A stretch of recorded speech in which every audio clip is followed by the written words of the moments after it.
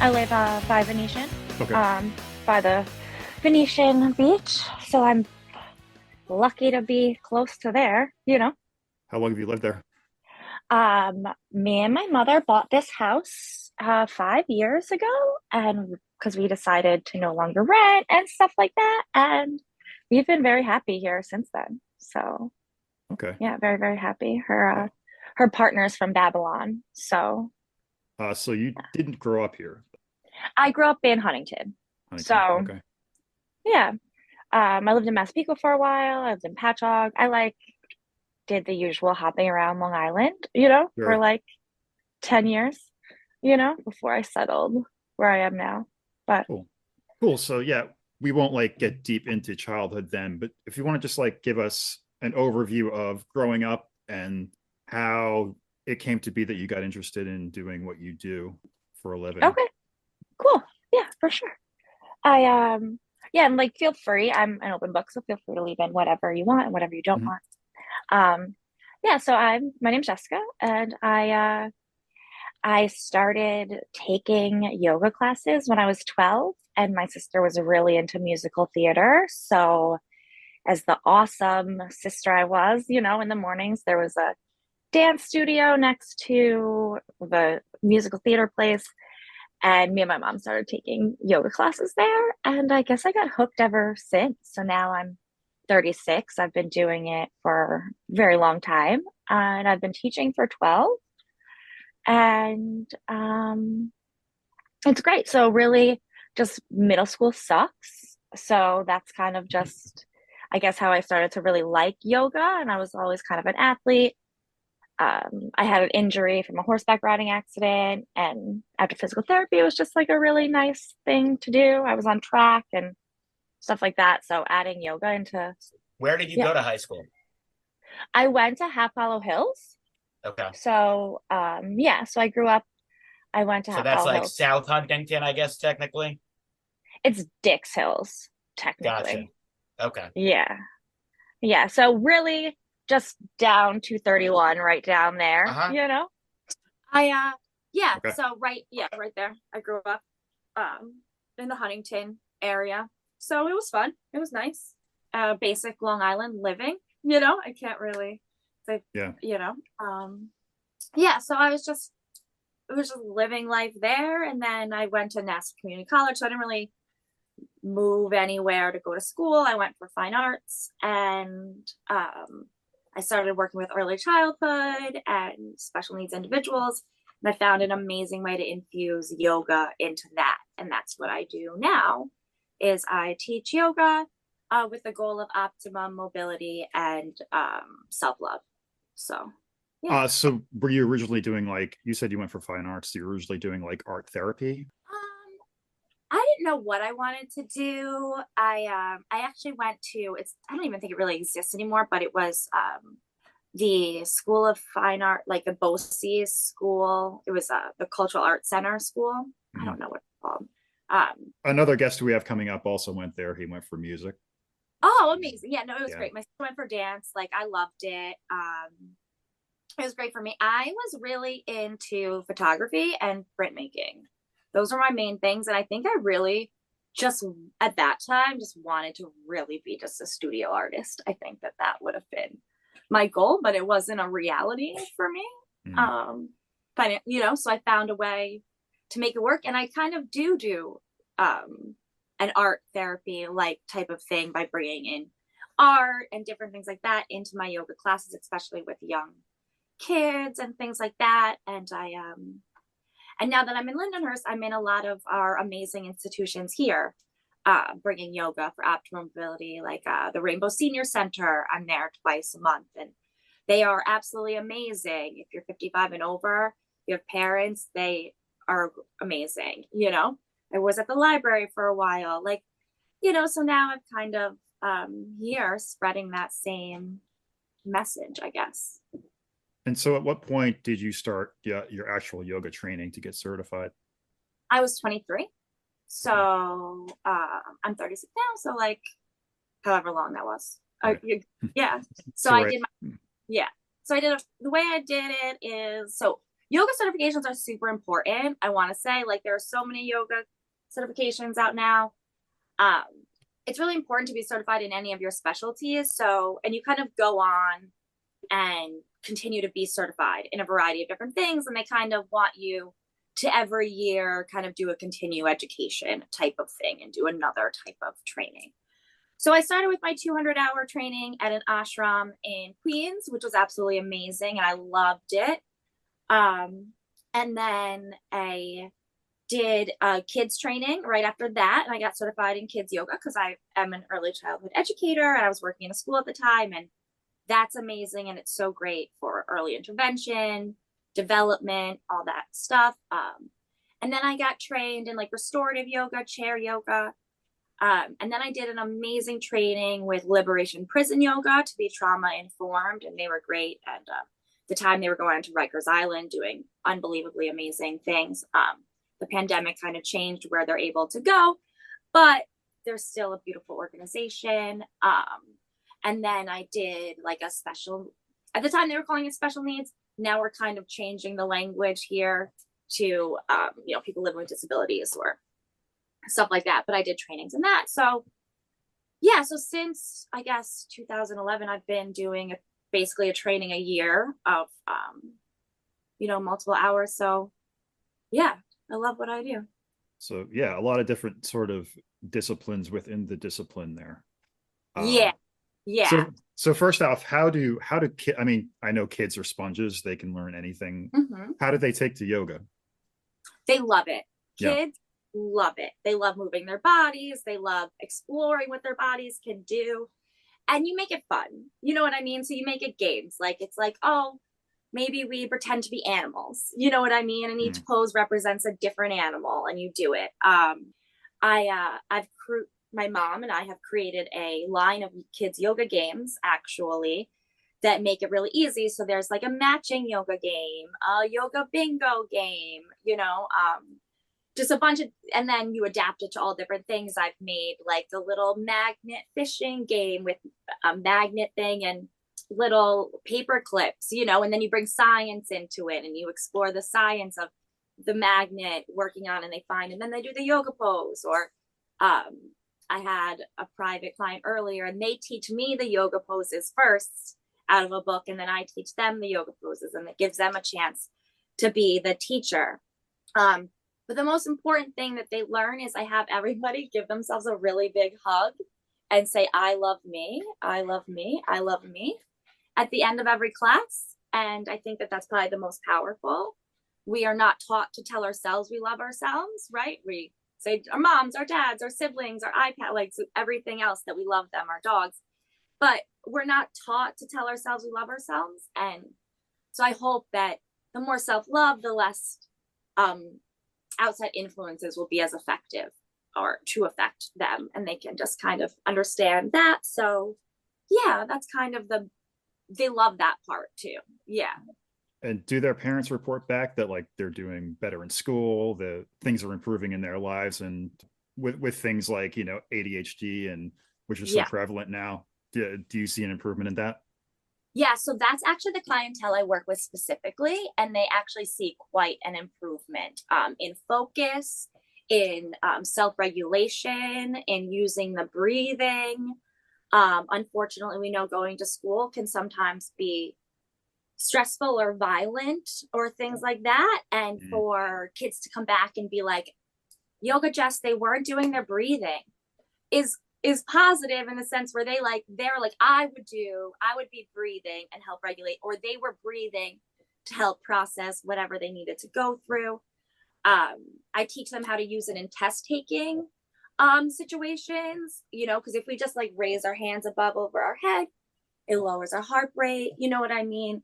Doing breathing gets everything infused, just stuff like that. And I find I work with autistic individuals as well, and they actually start going on their yoga mats themselves. So I say that they're completely doing yoga, but they'll just lay there and kind of just rock themselves back and forth, kind of do shoulder stand, put their feet up, and then we'll just lay there and listen to meditative music. And for them to be able to do that on their own incentive is very, very powerful. Yeah. So yeah, I see it in a lot of different ways coming back. And that was super helpful. And everyone's really, really grateful for the time, for the work that gets done and the time, and, their kids being happier, loving themselves more, talking about breathing, talking, trying to use their tools. Yeah, generalizing is hopefully the goal. Is there like a specific ADHD like thing that you think yoga might help with that I could explain specifically, or just overall? No, not really. I have it. And I've done, for me, I feel like for exercise, I need to be like blasting music and punching and kicking things. Mm-hmm. That's Yeah, that's what gets me straightened out, and playing the drums, obviously. I'm a huge Rush fan, so Oh, out there, I've seen them live a bunch of times. Blessed. okay, we're best friends now. We're cool. Yeah, I think Yeah. All three of us. Yeah. Oh, I saw them when I was 15 at the beach for the first time, Yeah. and I think I cried. And I saw their last show ever at the Garden. Not to make anyone jealous. Fantastic. Rest in power, Neil Peart. That's right. The professor. Yes, I've read his books. He's beyond amazing. Mm. He's done beautiful things, and the rest of them are awesome. We could do a whole nother episode on Rush, which we might could. do. We really could. Yes. Anyway. Yeah. Yeah. So Yeah. there's actually like the sun salutations that are like are in the vinyasa flow. That's a very fast moving, aggressive, quick. You're jumping back, you're jumping forward. You know what I mean? You're moving quickly through these things, the sun salutations. So it's basically like you're coming up, you're hopping back into plank, hopping forward. And so you're doing a lot of jumping, a lot of movement, a lot of quick, fast movement, which that style of yoga would be more beneficial for you. And it's something that I definitely do because I definitely work with people that have lots of energy, and we got to get that energy out first. Mm. So we will do a bunch of sun salutations, and it's like a series of 12 poses. It's like your hands together, you reach up, you reach for your toes, you go into a lunge, you go into down dog, you go into plank, you go into snake pose if that's available for you, down dog, lunge, other foot forward, and reach up. Now, instead of lunges, you can do the jumping, anything like that. I love to play the game where we try to do it really slow, and then we do it really fast, and then we do it faster, and then we do it faster. So I have these kids that are going through this really, really fast, getting that energy out, getting that hard movement out. You know what I mean? Mm-hmm. So there's definitely a beautiful aspect where there is a need for that. And the Ashtanga yoga actually started for young boys to help them focus in school. It started right when that kind of process started and was designed when India got their freedom, and they needed to think of a plan. So there are, for you specifically, there's yoga just for you. You know what I mean? And you can just be rocking out to whatever music you want to and be doing it. And, and go hard, man. I can't even say I've never like listened to the Misfits and like been, that's the mood for my yoga practice on my own, so I have a cat named Misfit, so she'll appear. But anyway, so I think that because there's so much to yoga, it's a really vast thing. We talk about the asanas, which is like one limb of the 8-limbed tree. It's the poses, and then breathing is another one, and then meditation is another one. So there's a lot of different type of movement that you can get if you need to be continuously moving, pushing yourself, doing high energy, high intensity type of workout. If you get, Okay, so next, prison yoga. Tell us about that. What they do is amazing. So prison yoga is great. Yoga in any institution is amazing and necessary, and I think we should be bringing it in. As a survivor myself, and we can discuss that at another time, it's a group of surviving women and men that usually are the ones that really dedicate their time and energy to work with these types of groups. So they go in and they do yoga with the inmates. Some of them want to participate, some of them don't, and you just kind of leave it open. We're not going to call we're not going to use Sanskrit terms. We're going to use layman terms. You know what I mean? We're going to bring it really down to whatever level. And a lot of the women made a point, and they were going into they did the young boys, they did the men, and they did also the pregnancy ward, um, which is very, very powerful. And they realized it's so important because any sort of break for them is also a break for the baby. And then they also realized that the staff needed assistance too. You know what I mean? And they needed yoga also. So they really were able to find a great way to integrate yoga in for everybody, and then have the inmates kind of start participating in yoga and things like that on their own, in their own time, in their own space, making sure that that time is respected, because if these volunteers, if there's a lockdown, they're locked down, you know what I mean? So you're really dedicating a lot of your time to go. But it makes such a huge difference. And unfortunately, these are stressful situations that these individuals are in. And some of them aren't even like, they haven't even been found guilty yet, and they're there, right? And it's just very, very stressful. So any type of moments of relaxation and sharing those tools is super, super helpful. And then they also make sure to go into like the group homes for as people transition outside of the institutions and integrating back into society and helping that transition. And honestly, it's also inspiring because you don't need a college education. You just need to go get your yoga certification and bring it to your population and do it. So it also kind of gives hope to some of these people in what they can do in the future. I know that my mom's also a yoga instructor because we made the games together. We used to volunteer with the Boys and Girls Club in Hempstead. I used to do stuff with Community Solidarity when they used to be Food Not Bombs, and one of the individuals there wrote their grant programs. And so we donated our time to do after school. And it was really amazing because some of these young women or girls, they're really girls, they would be like, do you need to go to college for yoga? Do you need, and it gave them hope for their future in some sort of way or some sort of help. If we ever were running late, one of them could go up and teach the sun salutations, to the kids, or if there was like a time we couldn't make it, the kids learned it enough where they could run it themselves and know it and teach it. And if they can just get that moment of brain, body movement, it's amazing. Brain, body, breath, It's kind of like learning a trade. Exactly. It is learning a trade, and there's more and more need. I'm a great yoga instructor, but I can't teach every yoga class. You know what I mean? It's not possible. So, and hopefully we see it more and more coming into schools and coming into different programs and preschools and things like that. It's really, really great, So, yeah. So bringing it back to Lindenhurst. I know you mentioned the Rainbow Center and a few other places. So just tell us a little bit more about what you do around town and how you work with the population here and kind of what's unique about Lindenhurst to you. I love Lindenhurst. I've loved Lindenhurst since we moved in here. When we were building on our deck and stuff like that, it was like everybody stopped by for a beer to put a few nails in. You know what I mean? It's been great. I have friends with all our neighbors. I love the Rainbow Senior Center.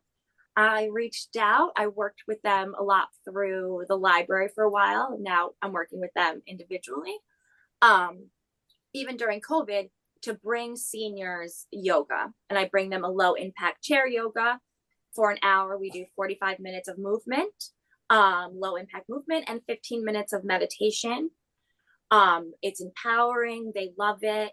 They come and I have them hugging themselves and making themselves big, and it's great.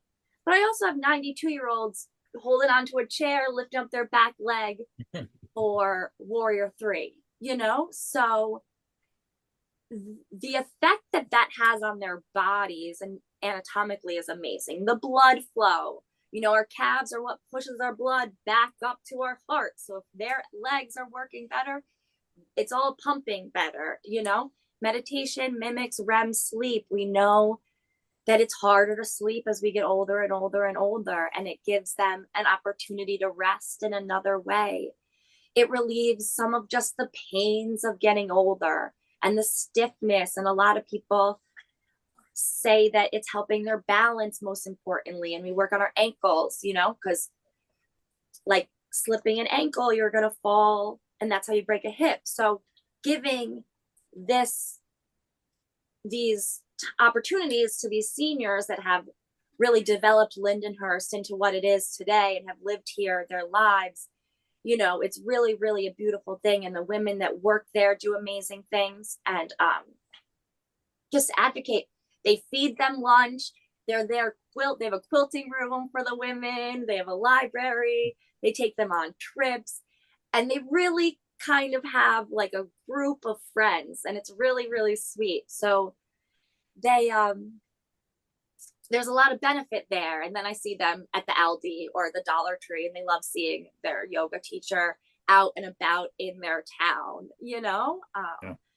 I'm doing Yeah, a collaboration.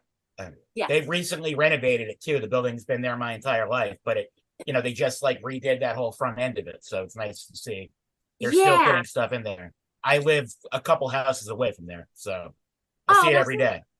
yeah. Oh, that's great. They're so great. And they have like programs they have the police come in to teach about scams, Mhm. and how to prevent like phone scams and things like this, and teach them different things. So it's really, and they feed them, and they Mhm. really do such a great job there. And it's a great resource, and we're blessed to have that, because they'll even bus people. You can sign up to be bused there, and they'll pick up the seniors and bring them Right. there. And that's really the benefit of why I want to go in there, is because these seniors are being bused to this one place to hang out for the day. They're not really leaving there. So going into there and providing them with an exercise class is Yeah. super It's beneficial. it's an actual community center, A the hundred entire town of percent. Babylon. Yeah. Yes, exactly. Anybody from Babylon can go 55 and over. Yes, Mhm. 100%. And it's really, really great.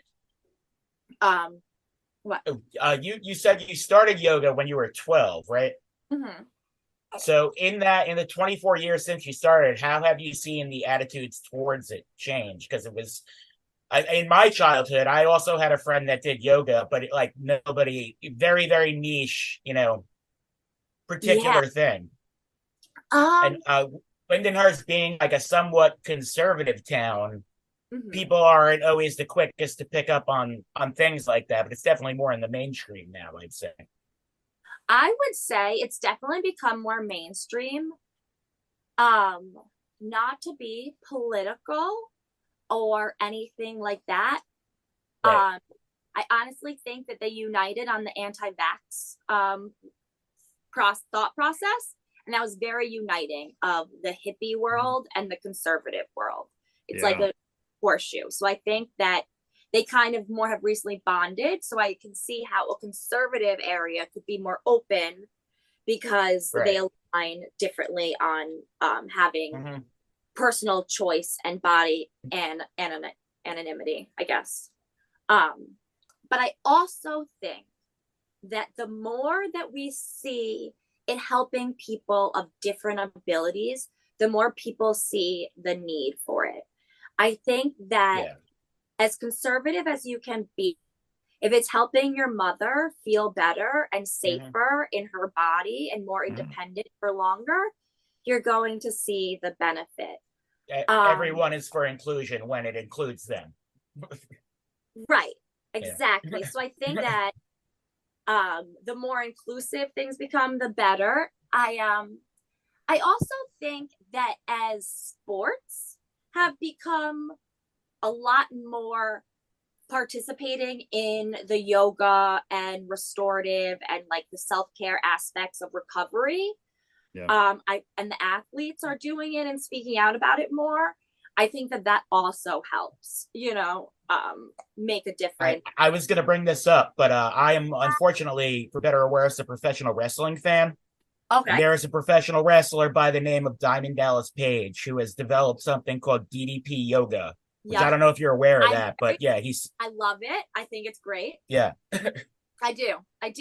And but same exact principle. He's basically taking away all of the Sanskrit words or whatever and, making it wrestling language for guys for recovery and that kind of thing. Exactly. Right. So it's like I think we're moving away from it having to be so, it's just moving into its own type of thing where it's being adapted for the needs. It's just taking the positive physical principles that have a positive effect and bringing it in. And perfect examples, wrestlers go through so much in their bodies, whether it's choreographed or not, they're still going out there and putting their bodies through immense work, and traveling. Lots of injuries. Yeah. Yeah. So if it helps prevent injuries or prevent the severity of injuries and help increase the recovery time and the ability to recover, it has immense benefits just overall. And I think people are starting to see that more and more. And you see that with, in working in prisons, you know what I mean? They're all like really tough. They kind of are like, what is this? And then they kind of are like, oh no, I get it. It feels good. So I just want to feel good. And it gives you a good workout and it works out these smaller muscles and it helps you then do more of the workout that you're like looking to do. So it can just only help in any kind of workout plan you want. So you could be, whatever type of athlete you want to be, yoga is going to be super positive. I think that there's more of that being seen, which is helping. I definitely in the beginning, I was like to all the boys wearing the jerseys, and the kids when I taught at camp to all the different ages. So, you have like 11-year-old boys that are like, you want me to do yoga? And I'm like, oh, the jersey you're wearing, that person literally does yoga. Like, let's do yoga together. And then I'll do the sun salutations really hard, or I'll start teaching handstands. And then they're like, oh, okay, so we're doing handstands now and balancing things like that and doing. And then they're like, oh, okay, I'm into this. They like the more arm balances that are more fun for them than maybe the relaxing poses that the girls want, the tween girls. So yeah, it's just, I think people are just finding the way to adapt it to individuals. It's not your mom's yoga class anymore. Right. You can find a yoga class for you. Winding down, we do, if you've listened before, we do like a best of worst of the Hearst to like your favorite things in town. Yeah. So if you could just, tell us like where you like to go out to eat, where you like to hang out, anything of interest in town to you. Okay. I love Restoration Kitchen. I love them very, very much. So I like to go there. I'm a Lindenhurst Diner fan. Like that, I guess that's my biggest win because they're there whenever I need them, I guess. What is the down? You don't have to talk smack if you don't want to. Has it flooded by you yet? Yeah, I was gonna say, they've been talking a lot about doing things in my area so that it doesn't become part of the Great South Bay. Right. So I'm excited to see if they do anything about that soon. That would be. Yeah. I was in Massapequa during Sandy, so I did here, but definitely this was a Sandy home at one time. And yeah, I would like to see something done about the roads. Yeah, for sure. My brakes, things like that. Appreciate not salt water on the streets that literally come up. It's like people don't understand. I'm like, no, it comes from the tide. Like it's coming from the rise. But I have a little saying, I'm like, you live by the water, you live by the water, So I got galoshes in the car for whatever it's gonna be that day. But so yeah, wrapping it up we'll ask you the question that we ask everybody. If you could describe Lindenhurst to somebody who's never been there, what would you tell them? Oh, come hang out with me at the beach. Just come one summer day. Come with me. Let's go hang out by the beach, and then we can talk about it because you're gonna have so much fun, you know. So that's all I gotta say. It's like, come hang out at the beach with me. Cool. Let's go. Yeah, and let everybody know where they can find you online.